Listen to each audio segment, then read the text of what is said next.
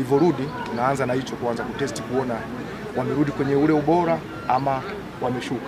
Kwa hiyo ndio kitu ambacho tulikuwa tunafanya. Nafikiri tumefanya muda wa lisali moja tu, mazoezi yetu yalikuwa yameishia hapo. Fikiri hapa ndo tumeanza. Watu walikuwa kwenye holiday ya siku kama 5-4. Sasa wanavyorudi tayari hapa tumeshaanza, kwa sababu tuna almost siku kama 6-7 kwa ajili ya maandalizi ya kwenda Kigoma. Si mchezo rahisi, unaona ligi ilivyo ngumu, ligi ilivyo tight, na tunakwenda away.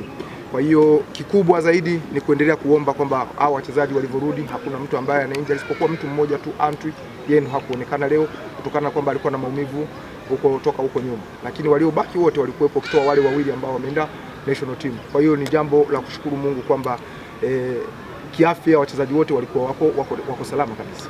Ukiona wanakuja wanachagua wachezaji kwamba nyinyi ni bora, mnatakiwa kujoin kwenda kulisaidia taifa, hilo ni jambo la kumshukuru Mwenyezi Mungu kwamba kazi imefanyika. Na bahati nzuri mpira unachezwa wazi, kila mtu anaona ule mchango wako unaochangia, watu wanaona unastahili kutoka kwenda kutumikia taifa. Kwa hiyo ni jambo la msingi na tunashukuru Mwenyezi Mungu, na hapa tulipo nafikiri hatuwezi kurudi nyuma, tutaendelea. Tunataka watoke na wengine zaidi waende wakatoe mchango kwenye taifa letu. Ukiacha ukocha, nikiwa kama mchezaji, mechi za Simba na Yanga automatically zinajicheza zenyewe. Kwa hiyo ni mechi ambazo motivation yake ni ndogo sana, watu wanakuwa tayari wamehamasika. Lakini ukicheza na timu hizi ambazo mko nazo level moja, hizo ndo zinahitaji hamasa zaidi, kwa sababu ni mechi ambazo unakuta zina intensity kubwa sana.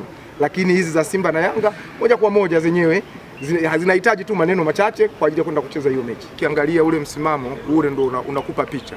Mashujaa hayuko mbali na sisi. Nafikiri kwa namna ambavyo tunakwenda na timu zote ziko ligi kuu, heshima tuliyowapa Simba ndio tunatakiwa kuwapa Mashujaa, kwa sababu wote tuko level moja ya ligi kuu ya Tanzania Bara.